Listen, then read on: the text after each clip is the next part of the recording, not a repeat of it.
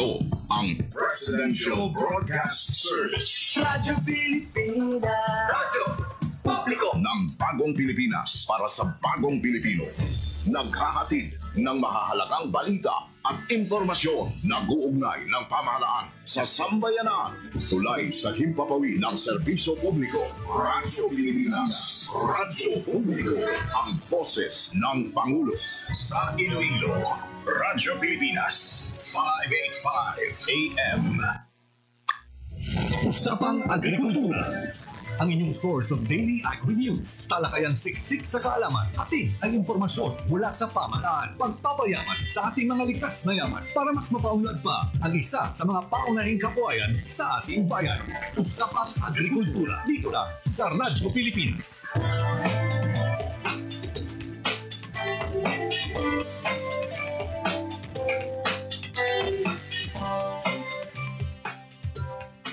Raising livestock is a demanding but rewarding way of life.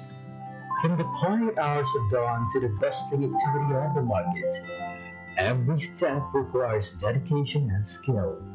Today, we take a closer look at the journey of a hardworking farmer as they tend to their animals and bring them to the Leon Livestock Auction Market.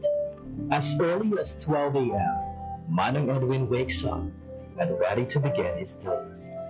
He carefully prepares his livestock for transport, ensuring they are in the best condition for the auction market. By 1 a.m., he and his team pull their stocks, making their way to the Livestock Auction Market, or LOM.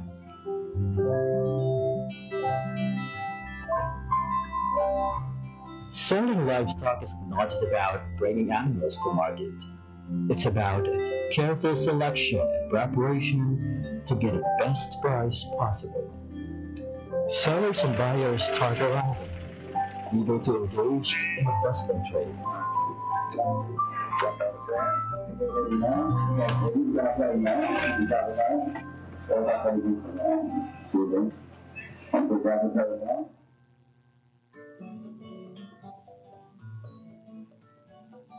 Each livestock is carefully weighed on the digital weighing scale.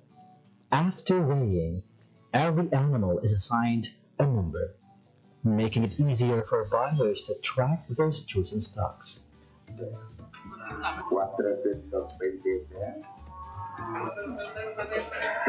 Pag-abot isang baboy, before siya ikiluhon, gina-check anay ang iyang barangay certification, and then hindi wise ang kinuhay nga matabo unless nga waay pa maabot ang buyer at saka while nga nagakilo katanaw man ang mga farmers na kung sabihin mabalaan nila kung pila ang kilos ang ilang baboy.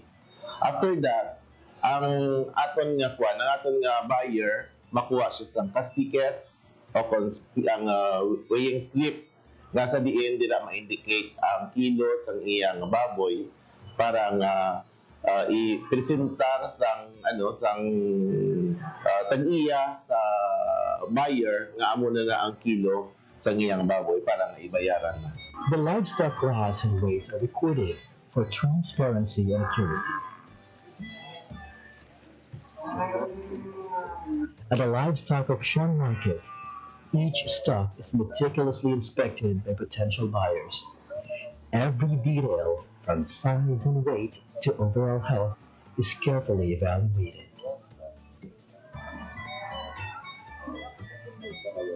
As the bidding process unfolds, buyers compete for the best livestock. In the end, the highest bidder secures the stock, ensuring a fair and competitive marketplace. Ang advantage kid ma'am kay man sang before ang mga baboy yawan kami ka pangita kang amon nga kung sino ang mabakal usually ga sa tinda lang ang dalaganan ka mo gadlagan ang tagiya sa market and then ipa sa manog iyaw. Unlike subong kung may auction market may mga buyer kita halin sa sagwa sa mga city pag sa ibang lugar nga nagakadto diri So hapos lang gid ang hapos lang gid ang pagbaligya sang baboy ka mga tao diri sa Leon, usually mga member. Ang LEPA kag ang mga member ya nagapasalamat gid sa LOM kay man naging matawhay, naging mahapos sa amon kung paano namon ibaligya ang amon mga baboy kag ang presyo hindi kami mapirdi kang presyo sa pagbaligya sa baboy. Kay man sa una, ang baligyaan ay pamata lang, tapos isa hindi pa sigurad ang kung pila kilo ya. So, kung sumahon mo kisa sa may kapital mo agin isa pirdi ka pa. Unlike may loan, makakita kita ka mga buyer nga alin sa gwa, pag hindi masyadong mag-stagnant amon baboy diri sa Leon. Kaya siyempre may mga buyer kita kay kung ang tinda lang hindi man kasarang itong kay sa pagkadamo ka aggressive diri sa Leon. A long-standing tradition of livestock trading thrives in Leon, Iloilo.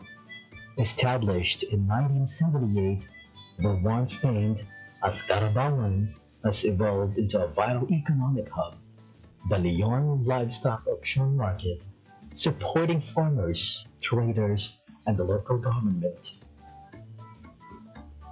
From January to July 2024, the Leon Livestock Auction Market recorded a total transaction value of 177,740,900 pesos, the highest revenue came from hogs, contributing 78.1 million pesos, followed by cattle at 62.2 million pesos, and carabao at 33.6 million pesos.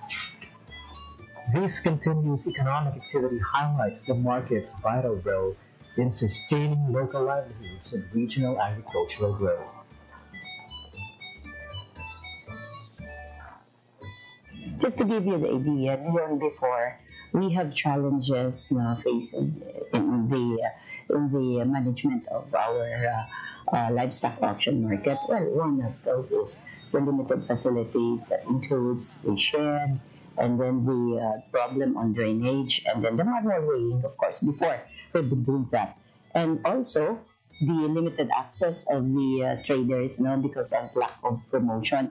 And we have a long duration of transactions during that time. It took the personnel around 10 hours, just to complete the transaction, or just to just to give the services to our clients as well, and also a limited revenue. I am appealing, nagapangabay ako sa mga pumuluyo natin sa Banwakang Leon that buruligan natin dyan. Not only nga nag-benefit kita, kang atin nga pangabuhian di dyan, kag ang atin nagigada ginalantaw nga mas makabulig pa din sa economy kang atin pumuluyo. Kami naman di dyan sa munisipyo lokal kang Banwakang Leon, rest assured that we will do our best as mayor of this town. Himuon naman ang tanan-tanan para mas ma-improve pagid kag kilalahan ang Banwakang Leon, not only the summer capital of the province of Iloilo and the fruit and vegetable basket of the of Iloilo, but the livestock hub of the province and the whole Philippines. From a small trading post at the back of the municipal hall to a thriving livestock auction market in Barangay Talapungan, the Leon Livestock Auction Market has continuously adapted to the needs of farmers and traders.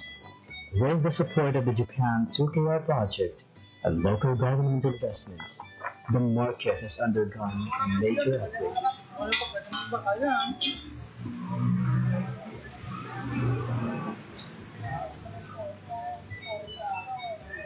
Part of the consideration why ang Leon was considered as a livestock hub is the population of the livestock in Leon.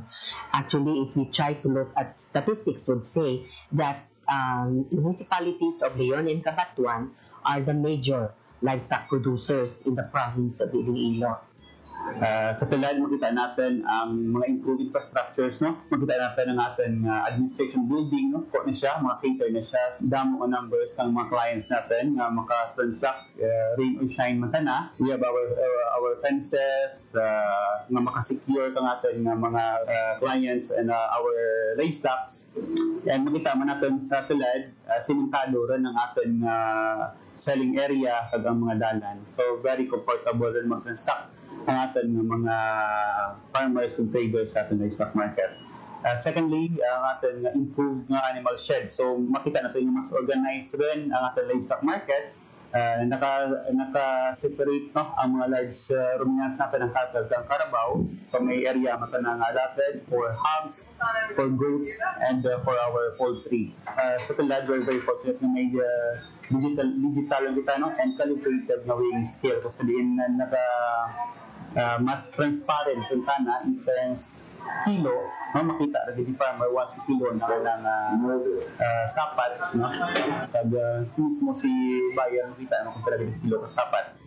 And we have also our improved system of operation. So kauna gaw sa kami sa 4 pero nag-end kami alas 2, no, alaw na. But for now nag-end kami sa kami alas 4, nagatapos kami 7 to 8 a.m. So wire so part yung mga transaction, so mga baka na nag-bring dyan subject for pick up rin kang mga buyers.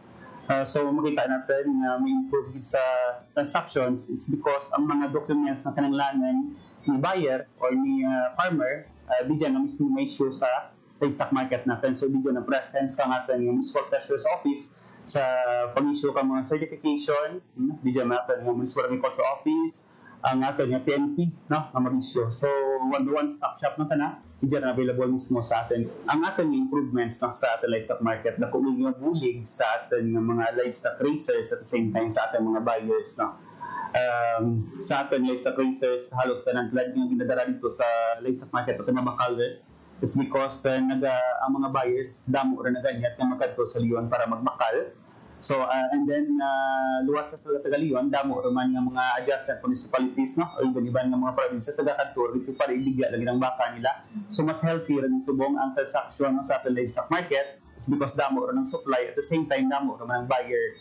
Okay. So, in terms of sustainability, no, ang ating local government unit, nag-appropriated ng kang budget no, para sa maintenance ng operation, no, kag-facilities lang natin yung livestock market. So, this is why, every year may mga development kita makita sa ating livestock market. And nag-focus man ang ating mayor sa mga personnel kung saan diin nag-provide ko batang ito dyan no, ka-plantilla na mag-operate no, o mag-handle kang ating livestock market. So we have 5 personnels no, na-assign dyan and under sa management no, kang Municipal Agriculture Office. Yearly, nakakanda kami kang assessment no, together kang ating tanang stakeholders, nakakanda kami meetings, no, paghinunanan with our traders, with our buyers, with our livestock raisers, so kung paano bagay na-improve no, ang sistema kag management ng ating livestock market. With over 8.7 million pesos in funding from both the Department of Agriculture and local government unit, the Leon LOM now offers organized trading, enhanced security, and modern facilities that ensure fair and efficient transactions. So primarily, ang among office is in charge of the collection of all income related to the auction market. So may mga employees, kami may mga personnel kami nga naka-fill dito, kag sila ang nagapang issue sa receive sa payments and naga-issue sa resibo or cash tickets sa mga payers or mga clients natin dito sa market. At the same time, kami man ang nag-record ng income, kag nag-monitor ka income, kag kami man ang nag-deposit ka income sa banks natin. So, for auction market, nag-collect kita kang entrance fees sa mga nagasulod na mga ruminants, minatawag ng gano. And then, nag-collect man kita kang weighing fee. So, kung magamit sa nakakiluhan para magpakilo, nag-collect man kita. Also, yardage and transport fees. So, mag-in and out gani ang mga ang mga baboy or baka, nag-collect kita kang transport fees nanda or transport clearance. And may man kita, ownership. Kung magpa-transfer ka, ownership, may ginabayad man. And kung ako magpa-certificate of ownership but also magpa-transfer ng ownership. May ginabayad man. So, ang ownership of transfer mostly regulated by Bureau of Treasury. So, may share si Banwa, may share man si Bureau of Treasury. Sa sa transfer of ownership lang ang mga couples natin. So, firstly, ang sa transparency, what we did was to put tarpaulin nga signage outside in the loan. Kung makakadto ka mo dito, you will see. So, nakabutang dito specifically kung pila ang ginasukot for entrance fees, pila ang ginasukot for transfer, para transparent sa mga pumuluyo kung pila inabayad dapat. Para ma-avoid ang mga overcharging. And also, ginaremind din naman ng mga nag-post man kami dito nga always ask for receipt. So, this is to ensure na kung ano yung nabayad ka mga farmers or mga pumuluyo, nagasulod kita na sa may kang banwa, sa tundo ka banwa, no? Para magamit natin sa mga feature ng mga projects. So, ang part po nga ito na income sa atin na auction market is exclusively used sa market na mismo, no? So, why na nag-inform? But part of it, nag-inform ta na sa general fund sa munisipyo. So, for example, mga entrance fees, kag mga kilo, ang makulat naman din dyan, ginabalik din naman to reinvest sa may auction market natin. And also, aside from that, ang mga pundo nga halin sa national na ma-receive natin, ginaano man natin to improve ang ating auction market. Once a stock is sold, it is transferred to the holding share while necessary documents are processed.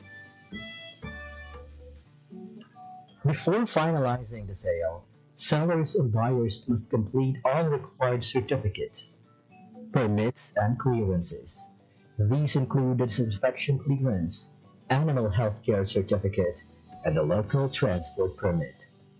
Additionally, necessary fees such as the permit fee, municipal business tax, garbage collection fees, and environmental fees must be settled. With all documents and payments in order, the transactions are completed, ensuring a seamless and efficient livestock trading process of the LOM. Behind every thriving livestock market is a team working tirelessly to keep things running smoothly. From ensuring fair trade to helping farmers and buyers connect, the Agribusiness and Marketing Assistance Division of the Department of Agriculture Western Visayas plays a key role in making the livestock auction market a success. So, we have different livestock auction markets region-wide and dalawa sa ating mga auction markets or LOMs are being modernized with the help of the Department of Agriculture, AMAD, BEI, and of course with the help of Japan to KR. Isa mo dito yung Leon auction market at isa yung Sibalom auction market sa Antique. So we are regularly conducting progress monitoring ng ating project given it's a very important trading center for our livestock animals, especially dito sa probinsya ng Iloilo. And as our indicator sa kanilang performance, we are regularly monitoring the transactions. So, volume ng transactions natin sa auction market. We are also coordinating with the AI when it comes to animal welfare. So, kailangan natin i-secure na yung mga animals or livestock na dinadala sa ating auction markets are properly proper yung handling. So, isa yun sa ating sinusecure. So, part yun ng ating capacity enhancement sa ating mga management team or staff doon sa LGU Leon. Mayroon tayong allocation when it comes to repair and maintenance. So, kailangan natin i-repair at maintain ang ating system, the facility, because it's a shared facility for our livestock industry players, especially for our farmers, na may napupuntahan silang tamang auction market to give them the right compensation and pricing sa kanilang animals. So we're also securing with our AMAD that we're conducting annual assessment and monitoring and planning workshop with our auction markets regional. So Leon is really playing a pivotal role when it comes to the livestock industry. So we already established the the role as one of the most important trading centers. So hindi lang yung municipality o ang nag-trade dira. So neighboring municipalities are coming there because isa sa mga advantage natin as what I've mentioned is yung transparency when it comes to the weighing sa ating mga livestock na pinapasok sa ating auction markets. The Leon Livestock Auction Market is where farmers and buyers meet, ensuring fair trade and sustainable livestock production.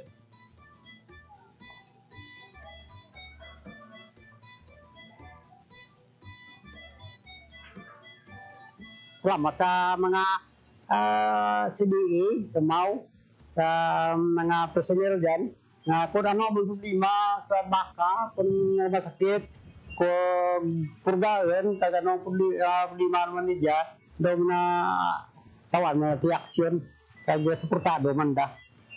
Kung problema, ang amo na kani nga, dapat tiya nga buwan nga, isa pa mirma naman, nagpo-police sipyo para sa police, pitlaga may aday police ni kantor niya naman, kay para biyay lah, for shipment, available, super okay, wala problema, man naman dyan, baka ang tao, sige man gapon nga balik ka.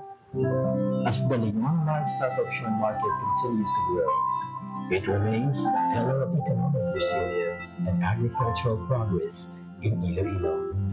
Through collaboration, modernization, and the commitment to sustainable farming, it serves as an inspiring model for other communities in the country.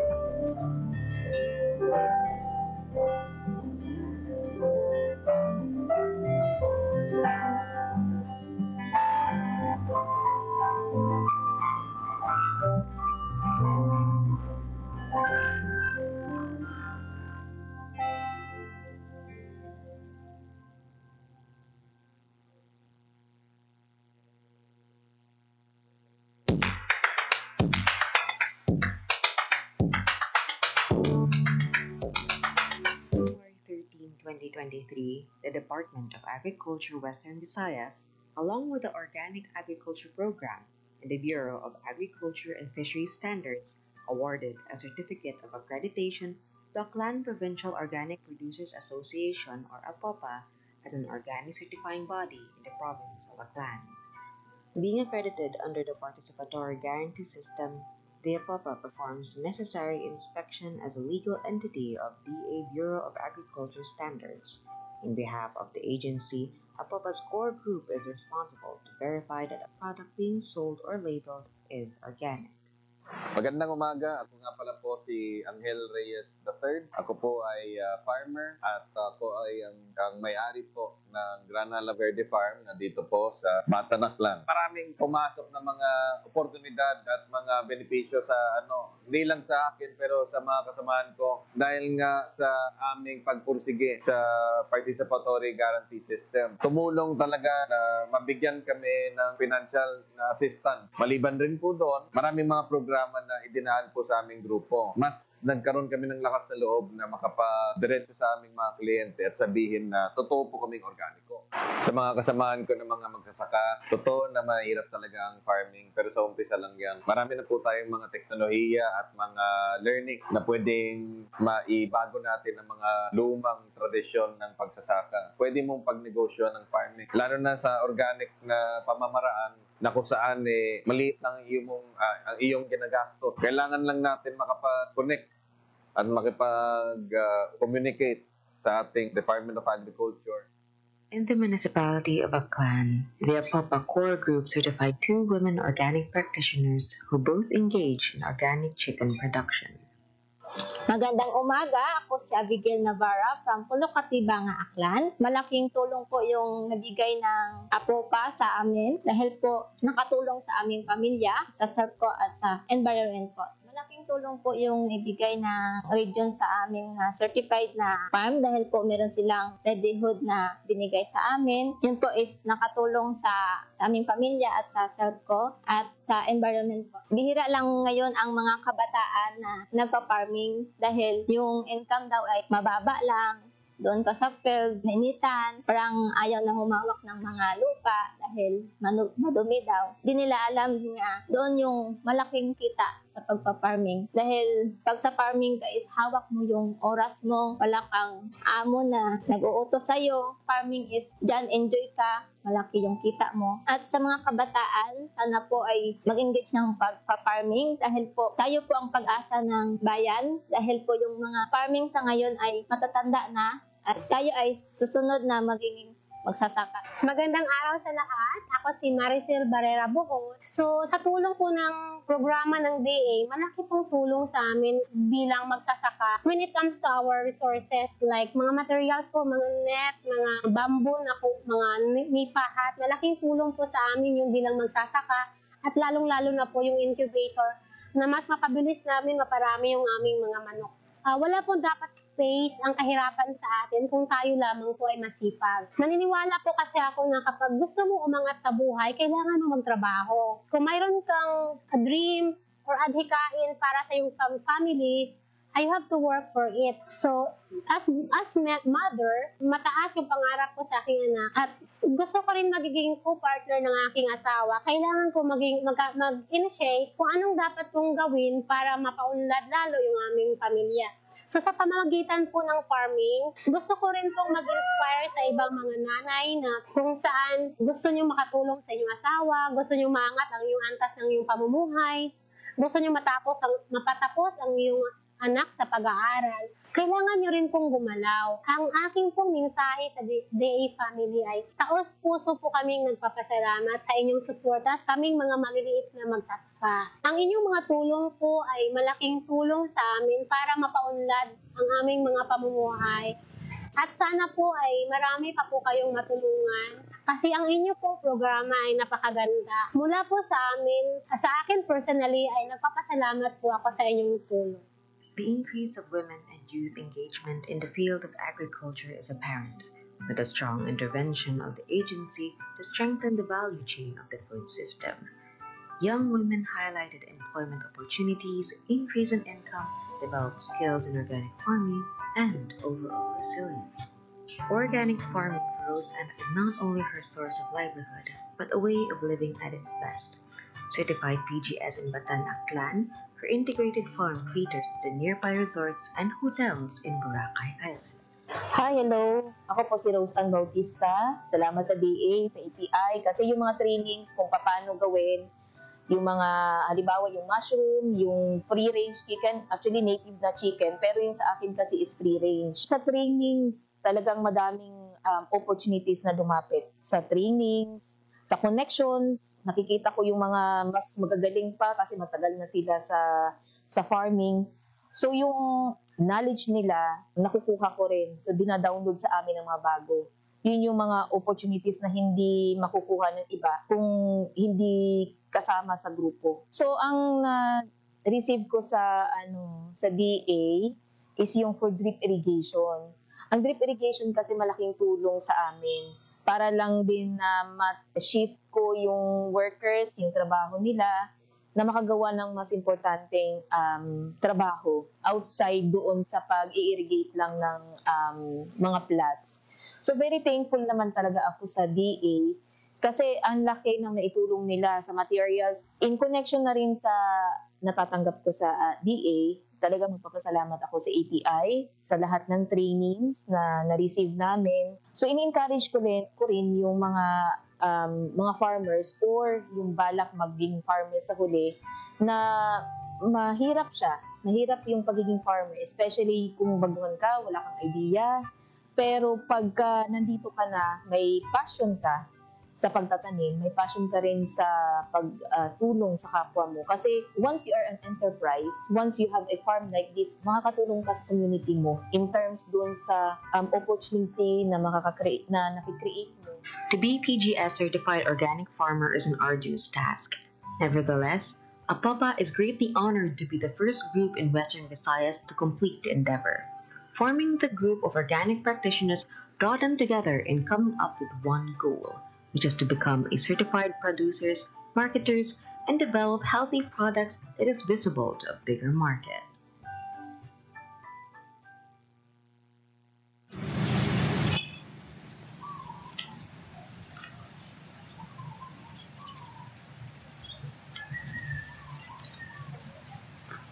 Yes, good morning, Ma'am Ramia. Ang Regional Director sa Bureau of Fisheries and Aquatic Resources Region 6. Pagpanamya, ma'am, sa aton ng mga listeners kag sa aton mga viewers sa Radio Pilipinas, Iloilo.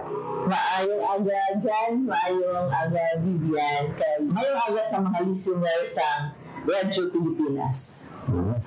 Yes, ang aton na topiko sa buong mag-focus sa fisheries management areas and public-private community partnership as drivers of blue economy. Para sa aton mga pamangkot, ano ang fisheries management areas kag ano ang significance ni sa sustainable fisheries management? Ang fisheries management areas amo ang pagtunga-tunga sa geographic zones na gi-establish para sa mas appropriate, epektibo kag sustainable na pagdumala sa aton marine resources base sa pagtuon.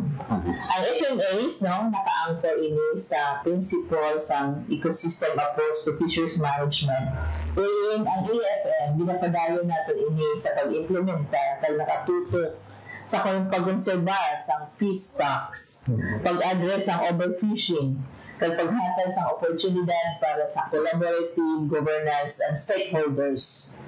Sa sinay na pamaagi, ginabalansin naton ang kaayuhan sa atong kadagatan, kaayuhan sa mga tao, kag ekonomiya nga nagabipindi sa aton kadagatan.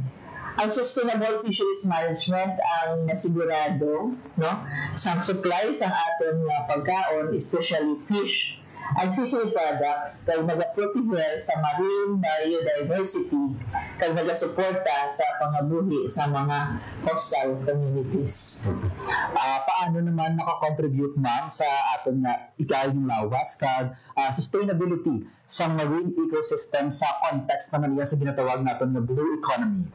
Sa context ng blue economy, ang FMA ini naghahatag, may framework kita na ginabalansi ang economic benefits, ang ecological integrity, kag muna gid nga naka-anchor sa principles ng blue economy. Ang mga initiatives subong amo ang aton nga closed fishing seasons, habitat restorations, regulated fishing practices na nag-protect sa aton ng marine ecosystems, nagpabakod sa fish stocks, kay sa nag-minimize sa mga anthropogenic impacts. Ini mga contribution nagasuporta sa kaayos ang dagat nga amo ang pundasyon sa long-term na productivity sa blue economy.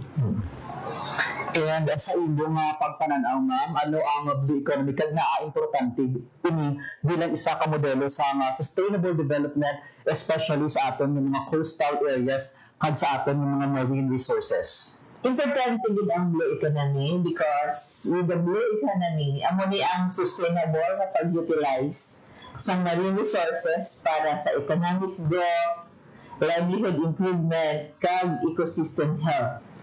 Ginaobra natin sa region paagi sa FMA, kag Adapt a Village program where we have in conception. Importante ini kay ginapabaskog sini ang mga coastal economy samtang ginaprotect naton ang natural practices subong man sa responsible fishing. Kag of course marine-based renewable energy kag ecotourism na ginapaminsa naton nga para ini sa ecological balance kag socio-economic welfare sa komunidad. It's a holistic approach na balancing. So, mga principles ang ecosystem approach to fisheries management nga ara yun sa context ng blue economy. Ano naman ang ating main goal sa pag-implementar sa pila ka mga projects angot sa fisheries management area sa FMA kag paano hindi nakabulig sa long-term sustainability sa ating mga fish stocks kag coastal communities? Ang primary nga katuyuan sa FMA, amo ni ang pagdumala gid sa aton fishery resources. Kag what is good sa pag-implementa sa FMA because we are now using the scientific data and ini nagatutok kag nag-implementa through multi-sectoral participation. Ang nagapadayon sa long-term sustainability sa fish stocks paagi sa pagprotekta sa atong critical habitats amo ang mga katunggan, lusay kag atong mga coral reef. Kag of course, ang pag-address especially diri sa Region 6 ang illegal, unreported, unregulated fishing kag ang pag-implement sa adaptive management strategies. Ini ang nagasuporta sa coastal communities paagi sa livelihood diversification kag pagsiguro sa atong food security and food sufficiency. And paano naman gina-address ang FMA ang mga issue angot sa overfishing, habitat destruction kag pollution sa pila natin ka mga marine ecosystems? Paagi sa atong FMA, napatuman kita sa mga interventions subong sa close fishing season, no, for sardines, herring, and mackerels. Kaya ano ang pinaka-importante natin nga isda dira sa Visayan Sea kag ang size regulation para maprotektuhan ang atong fish stocks.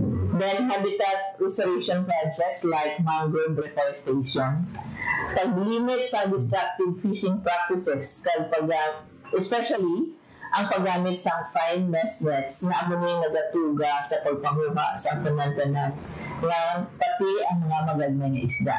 And of course, dapat din ang ating advocacy, information dissemination, enforcement, subuman ang pag-manage sa pollution sa atong coastal kag marine areas.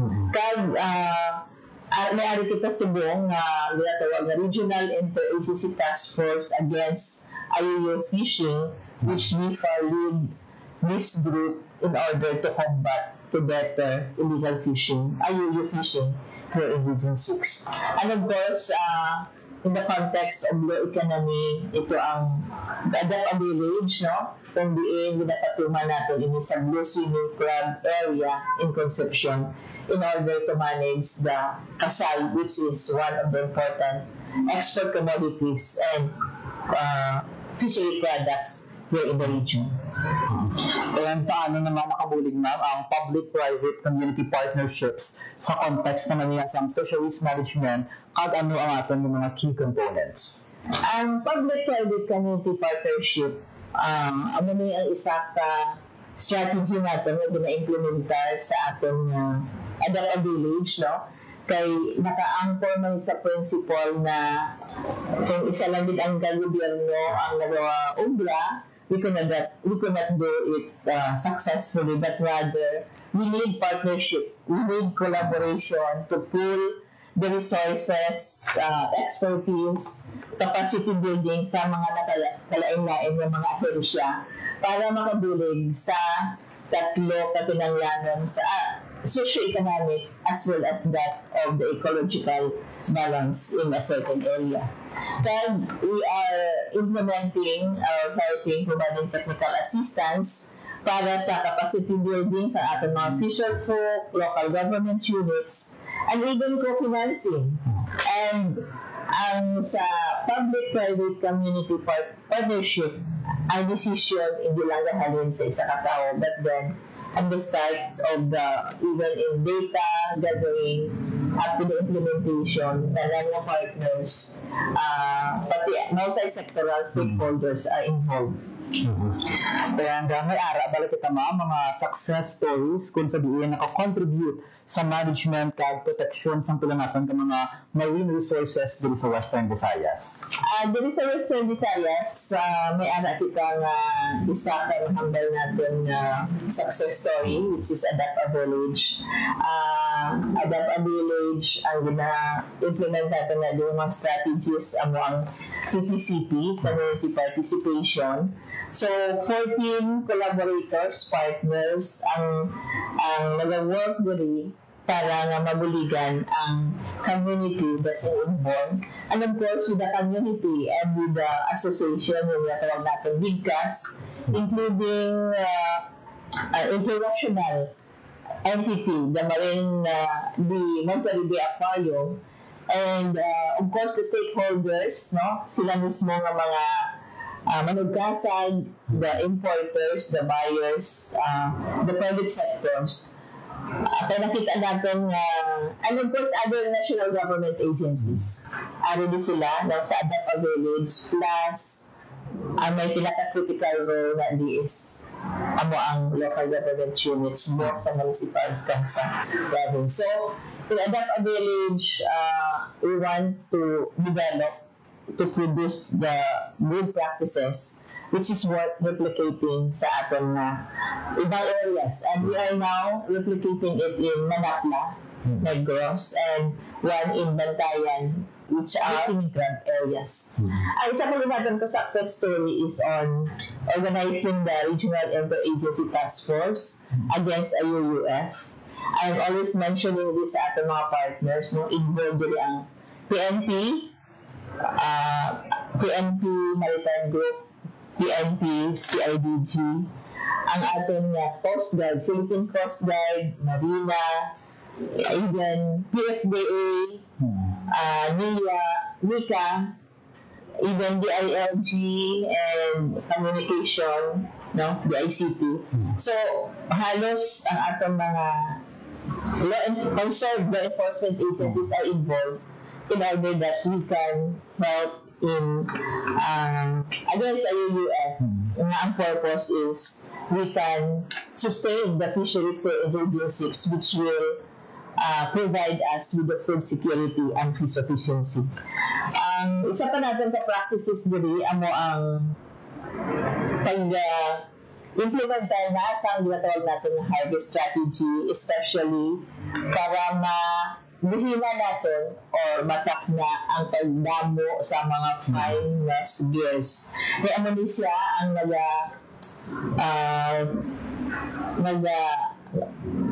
nag-produce or ang overfishing, no, ang gagmay ginapanguha. So, ang best practice natin, we were able to present data, scientific data sa consumption also, especially sa Sinsoro, and we will provide them with the education, IEC, about the importance of this harvest strategy, and there was an agreement.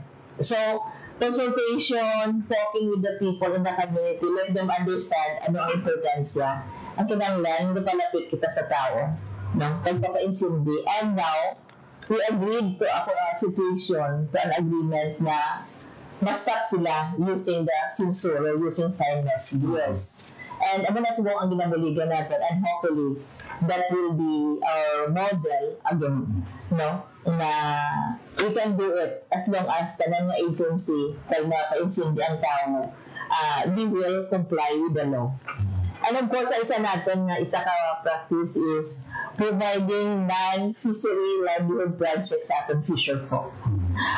You know, the government is, especially DFAR, we are only allowed to provide fishery-based projects. But with the fishing supply store, that's in San Lorenzo and even in Concepcion, San Lorenzo, Guimaras, they were able to generate income. And with the store, it makes available ang mga kinanglano nila na fishing gear na medyo barato. And at the same time, bumabalik sa ila ang whatever sa cooperative ba, whatever nga ginabakal nila. So they were able to generate, for example, in San Lorenzo, around 101,000, and 50% of that ang naging tuwa nila.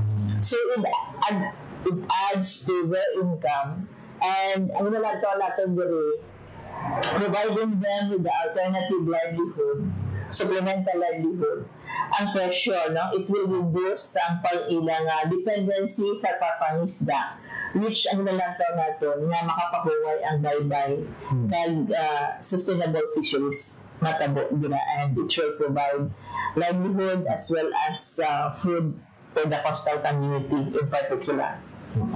Paano naman natin, ma'am, ginapasiguro nga ang mga marginalized kag vulnerable fishing communities na ara sa ang tingog pag-abot sa decision-making processes related sa FMAs kag PPCPs? Ang framework sa FMA, ara na nakabutang dira nga ang mga sectors, no, municipal, commercial, especially vulnerable, even IPs. Ara sila, may participation sila sa management board policy making, may participation sila sa planning, may participation sila sa scientific advisory group where they are also informed sa plan para ang ilang kausa, ang ilang kung ano man ang nakita nila para mabaligan sila, participated ang atong mga vulnerable groups. And related sa aton mga capacity building and training, ano nga mga capacity building and training ang aton ginapalabot sa aton mga local communities abot nga mabuligan na mangin aktibo ang aton mga kauturan sa pila naton ka mga activities sa B46. Sa aton mga capacity building, ara kita may financial literacy, amo yung naklanta natin nga ihatag sa aton mga asosasyon, cooperative, para masustain nila ang ilang co-op, masustain nila ang pag-manage ang ilang negosyo, and they will be able to how to manage their finances. No? Hindi nga kung damo sila panguha, ubos na tanan, but through financial literacy, they were taught how to manage their finances. Ay sa pagin natin, may ara kita sa coastal community na post-harvest. No? Importante ni because this will provide them with additional income at the same time producing quality fishery products and fish. Kag ang freshwater aquaculture training, isa na subok na promote natin, no? Ang sa freshwater in order nga ang mga sa inland communities, they will have available and affordable fish, no? Anytime, not timalayo sila sa dagat. And we have the fisheries scholarship program, so this is a medium long term that we want to build the fishery sector na may mga bata or may future generation that can sustain that the sustainable fisheries, no, in our region. May ara ng mga scholars and helping them, especially ang mga children of the fisher folk, to be makagraduate sila lang sa kurso na gusto nila, especially on BSF.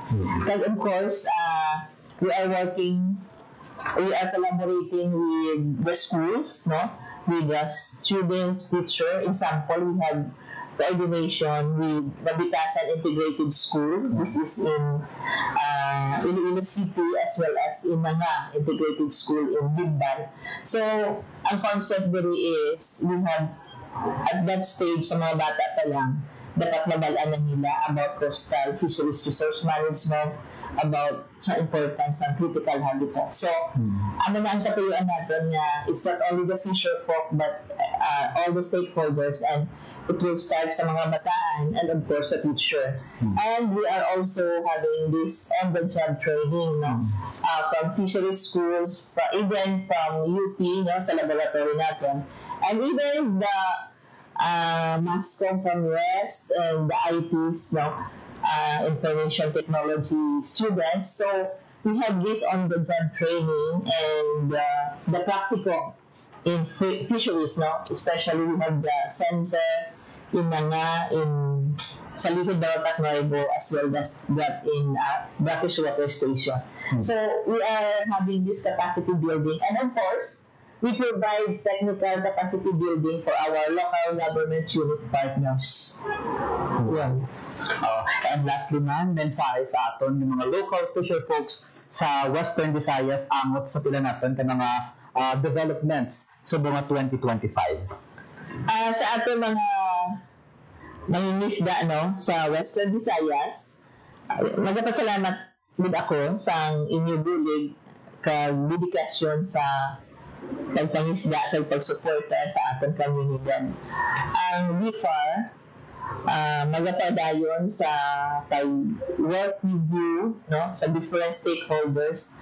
Kami ni Peminambal ko, this is not only BIFAR. Hindi naman ni kaya. We need cooperation, we need collaboration, partnership, no? Kay ang ating ginaobra is for sustainable fisheries. This is towards not only for today's food security and fish sufficiency, but for the future generation. So, challenge, ginaanda ko din ka mo nga We will work together, no? We'll cooperate and collaborate and participate kung ano man mga activities ang towards sustainable fisheries management, so that at the end of the day, working together, nakita ko nga we can achieve our goal towards sustainable fisheries management that will translate into food security and sustainability. Good morning. Thank you.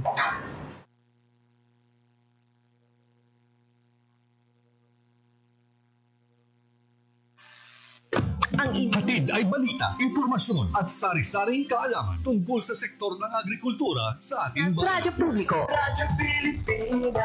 Radyo Publiko. Kinilala ng pang-international at prestigyosong Asia Pacific Broadcasting Plus Awards 2025 para sa kategorya ng Government Streaming. Ito ay dahil sa epektibo nitong pagsasanib ng mga tradisyonal na media tulad ng telebisyon, radyo at print para masabayan ang mabilis na pag-inog ng mundo ng digital at social media tungo sa mas epektibong paghahatid ng mahahalaga at napapanahong mga impormasyon sa mamamayang Pilipino. Kinilala rin ang Radyo Pilipinas dahil sa patuloy na pag-akyat ng rating. Ngayon ay matatag sa pang-4 na pwesto sa Mega Manila ayon sa pinakahuling Nielsen Radio Audience Measurement Survey. At sa social media, nakamit ang mahigit 2,000% pagtaas ng bilang ng mga sumusubaybay sa Radyo Pilipinas page sa unang bahagi ng 2025. Patunay ito na ang inyong Radyo Pilipinas Radyo Publiko ay tunay na kaagapay ng inyong pamahalaan sa paghahatid ng serbisyo sa mga mamamayang Pilipino. Mula sa aming lahat, sa ngalan ng inyong pamunuan at mga kawani ng Presidential Broadcast Service, kasama ang inyong mga himpilan ng Radyo Pilipinas sa buong kapuluan. Maraming salamat po sa inyong lahat, sa inyong pagtangkilik at pagkilala. Radyo Pilipinas. Radyo Publiko.